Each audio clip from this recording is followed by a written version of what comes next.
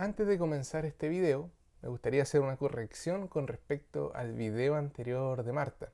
Cuando hablamos sobre Dida Chen Argerich, la primera hija de Marta, el músico que se mostró en pantalla no era de quien se hablaba.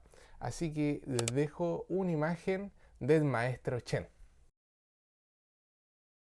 Ahora, comencemos con el contenido de hoy. ¿Cómo nace un genio?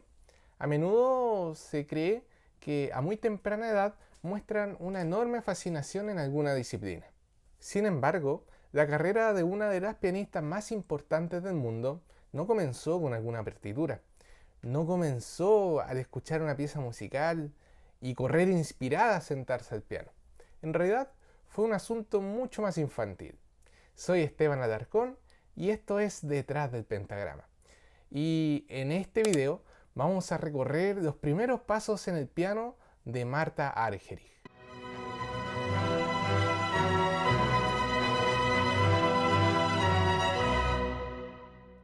Nos encontramos en la década de 1940, en Buenos Aires, Argentina.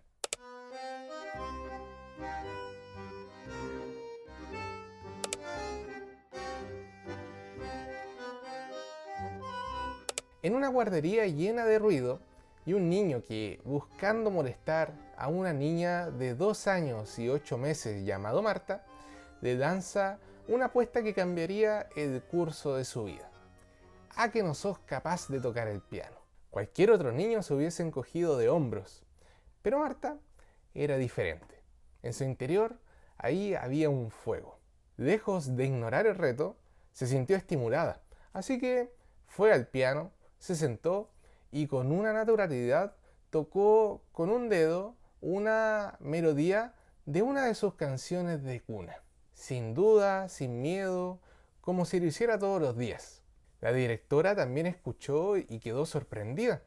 Al preguntarle quién le había enseñado a tocar esa melodía, Marta, con una naturalidad y una respuesta muy inocente, le dice, nadie.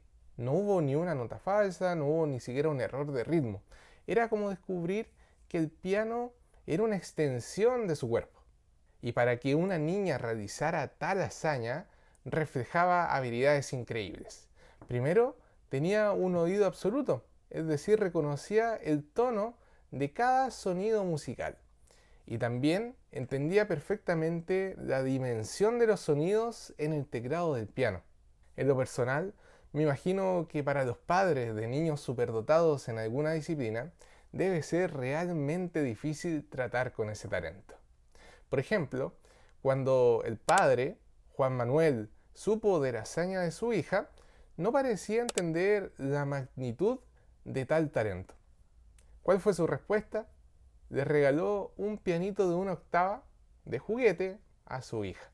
Pero Marta, furiosa, sintiendo que ese juguete era un insulto a su capacidad, lo arrojó al suelo.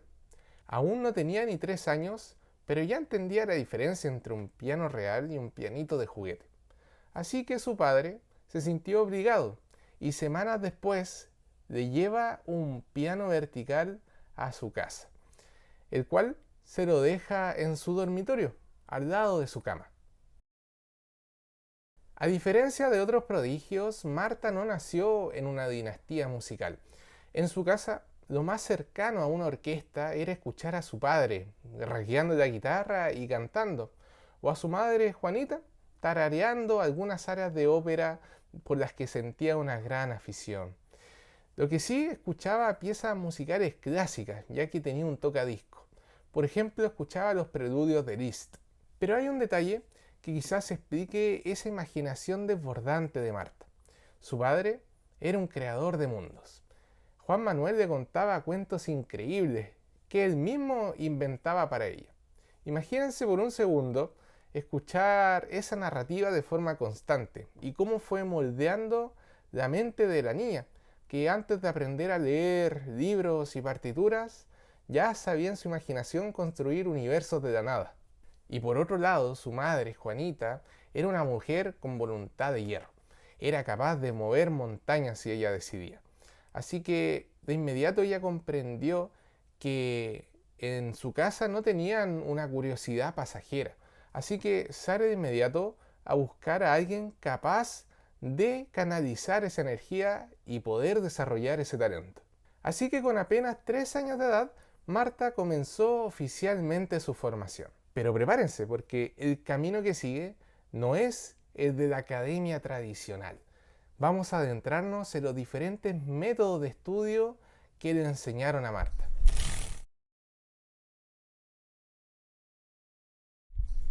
Ernestine Khusro era una pianista de origen catalán. Era una figura mediática y además fundadora de una escuela para niños superdotados en Buenos Aires. Pero para Marta no era una mentora más.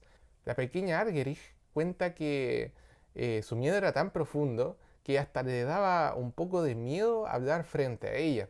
Es más, ni siquiera se atrevía a sonarse la nariz. El método de Khusro era bastante curioso. Para evitar que los niños se agobiaran con teoría pura, utilizaba un enfoque casi de cuentos de hadas. Por ejemplo, trabajaban de oído, sin partituras, y enseñaba a través de fábulas de animales. Era un intento de disfrazar la disciplina técnica en un juego, incluso en los conciertos públicos, para que así los pequeños prodigios no sintieran que estaban siendo observados por el ojo crítico del mundo. Incluso hay una anécdota con un ritual que le llamaban del pequeño delfín. Antes de que Marta tocara piano en público, la profesora la obligaba a realizar un movimiento ondulante con los brazos. ¿Para qué? Supuestamente agilizar las articulaciones y de paso enternecer al público. Khusro les decía que ese gesto era para ayudar al pequeño delfín a encontrar a su madre. Lo más increíble es que a Marta le fascinó tanto el ademán que lo repetía una y otra vez, provocando las risas del auditorio. Pero más tarde, la propia Marta cuenta que cree que lo hacía como una excusa para evitar tocar en ese momento y para atrasar el concierto. Ya a los 4 años daba pequeños conciertos y fue precisamente durante sus primeras experiencias en público donde Marta sintió muy temprano los síntomas de pánico escénico. Marta estaba a punto de pasar de los delfines y las fábulas a un régimen que rozaba lo militar. Hablamos de Vicenzo Escaramuza.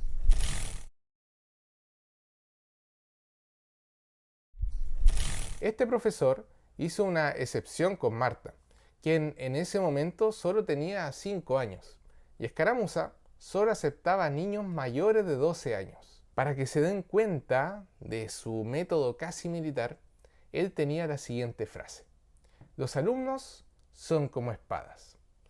Algunos se quiebran cuando los torcen, pero otros de a poco se doblan y vuelven a su forma original.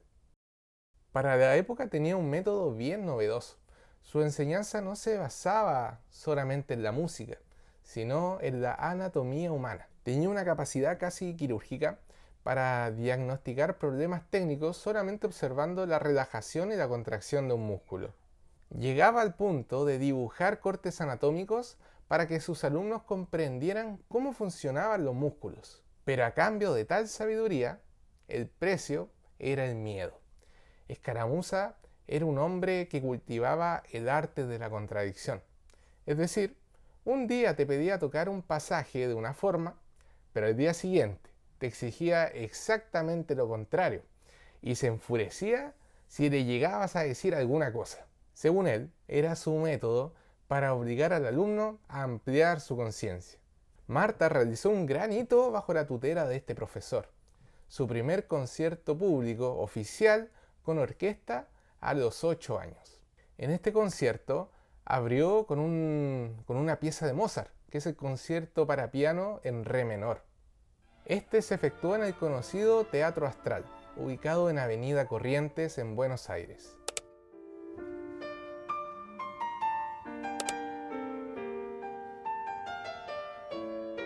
Aquí nos daremos cuenta que si bien Marta pudo haber tenido un talento único, ella seguía siendo una niña como todo el resto.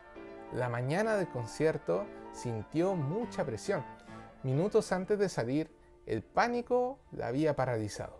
Tenía los dedos congelados, los dientes castañeando y las piernas negándose a avanzar. Fue el propio Escaramuza quien tuvo que darle un pequeño empujón físico hacia el escenario, y ella avanzó como un robot hacia el piano.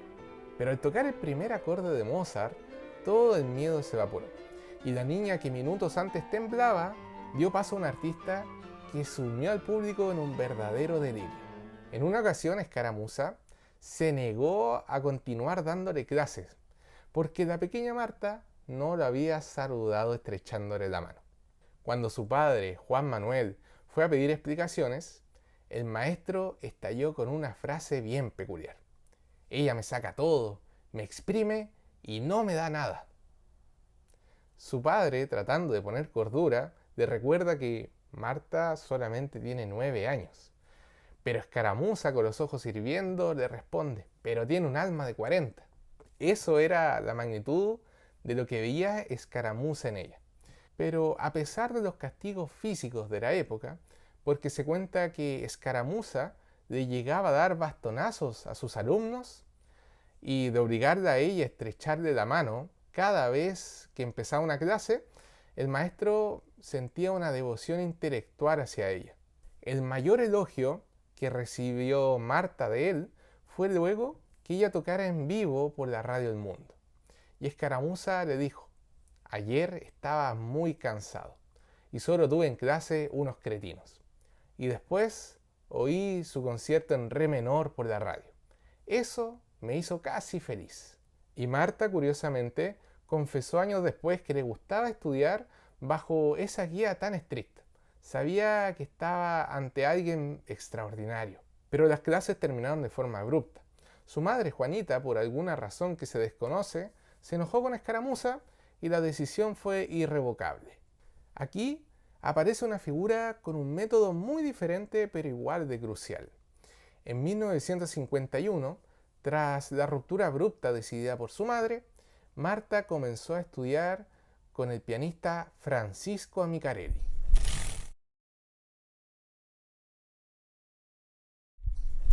Lo curioso es que Amicarelli no era un desconocido.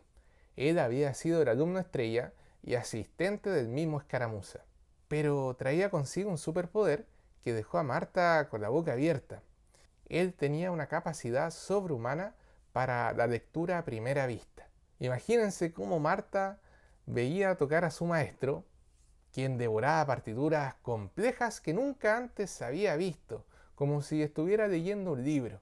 Así que esa fascinación se convirtió en motor para la enseñanza de Marta. Así que inspirada por él, Marta se sumergió en la lectura a primera vista. Fue una habilidad que le permitió expandir su universo musical a una gran velocidad. Y aunque Amicarelli no llegaba a ser tan exigente en lo físico como su maestro Escaramuza, su método era bastante exigente. Le exigía a Marta preparar 2 preludios y fugas de Bach y 2 estudios de Chopin por semana. Si alguien que está escuchando ha estudiado piano, sabe lo difícil que son estas piezas. Y gracias a esa disciplina casi matemática, Marta logró lo que a otros les toma décadas: estudiar el libro El clavecín bien temperado de Bach y los 24 estudios de Chopin a una muy temprana edad. Y con apenas 11 años, Marta Argerich hizo su debut en el mítico Teatro Colón, el teatro más importante de Sudamérica. La obra que eligió fue el Concierto para piano de Robert Schumann. A partir de esa noche, esa pieza la acompañaría toda su vida. Pero como siempre, en la carrera de Marta, el triunfo vino acompañado de una tensión eléctrica entre bastidores. Justo antes de salir a la escena, el director de orquesta, quizás celoso por la efervescencia que provocaba una niña de 11 años, intentó intimidarla. Con un tono altanero, le lanzó una advertencia un poco venenosa. Hay un pasaje en este concierto que todos los pianistas se equivocan.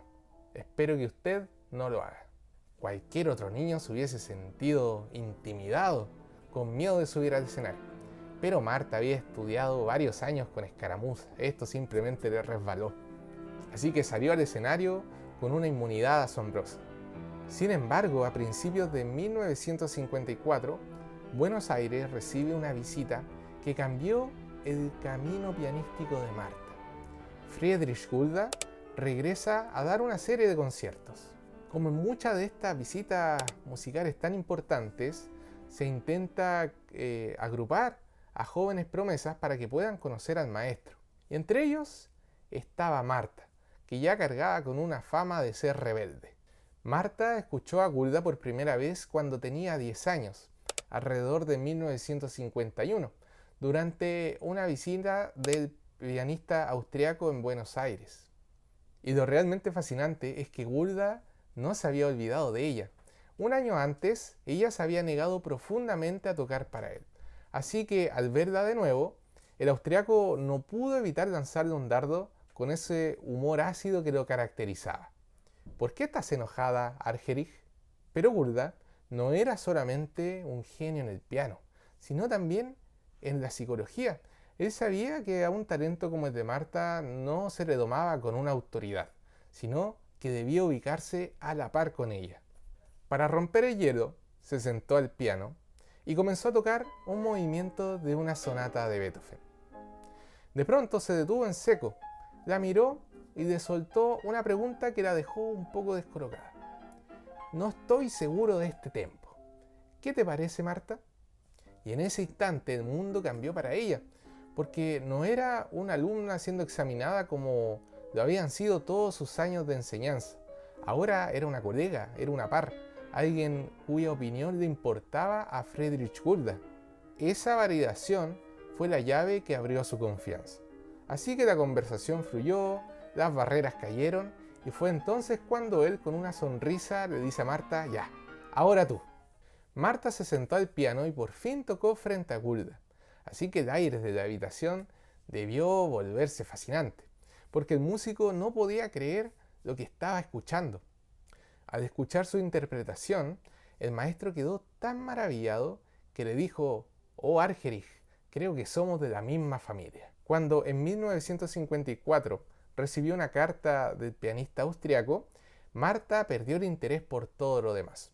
Simplemente dejó de asistir a las clases con Amicarelli. Su mente ya no estaba en el estudio de su maestro, sino que estaba cruzando el Atlántico. A esto se sumó la visión de su madre, Juanita, quien comprendió que Argentina ya le estaba quedando chica. Así que era el momento de dar el salto definitivo al extranjero para buscar la perfección y también el reconocimiento internacional. Pero hay un muro invisible que las detiene, que es la falta de dinero. Aquí empiezan a moverse las piezas a favor del futuro pianístico de la pequeña. El intendente de Buenos Aires, que fue el arquitecto Jorge Sabaté, era un admirador ferviente de la pequeña Marta, así que decidió jugarse una carta arriesgada. Fue a hablarle de ella directamente al presidente de Argentina, Juan Domingo Perón.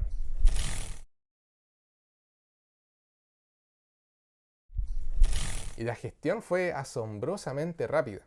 El 13 de agosto de 1954, ya con 13 años, Marta y su madre fueron citadas a la Casa Rosada. Debió ser sorprendente para Marta, quien estaba acostumbrada al silencio de los pianos, caminando por los imponentes salones del gobierno.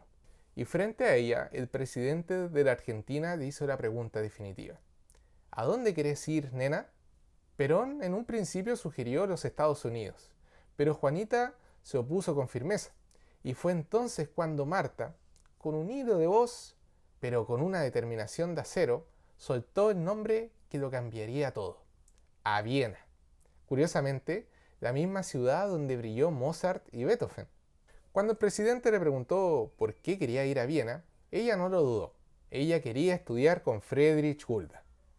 Perón, conmovido por la claridad de esa niña, no solamente le dio el visto bueno, sino que resolvió el problema económico con una jugada maestra.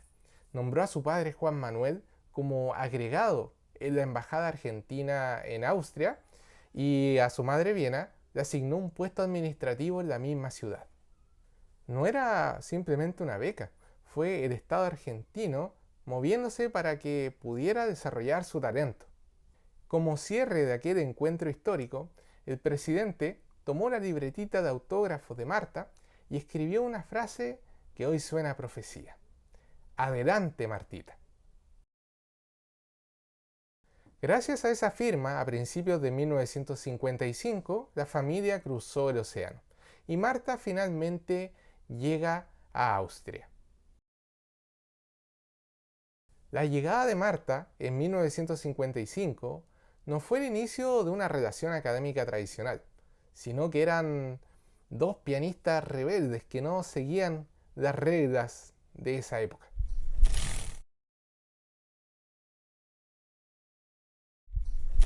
Gulda, por un lado, no era profesor, y de hecho detestaba la enseñanza, pero con Marta hizo una excepción. Así que lo que nació entre ellos fue algo como una relación democrática. Eran, más que profesor-alumno, compañeros en el piano. Y eso Marta nunca lo había vivido con sus profesores anteriores. Gulda también tenía sus métodos revolucionarios para la época. Él grababa las clases y luego se sentaban juntos a escucharlas. Iban diseccionando cada nota en un ejercicio de autoanálisis.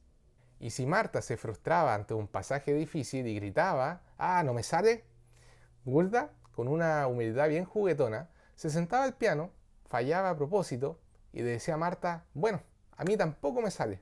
Pero aunque en las clases se vivía un ambiente de risas, Gulda también la llevaba al límite. En una ocasión le lanzó un desafío que cualquier otro pianista había considerado una locura. Debía preparar las piezas Gaspard de la Nuit de Ravel y las variaciones a Beck de Schumann en solamente 4 días.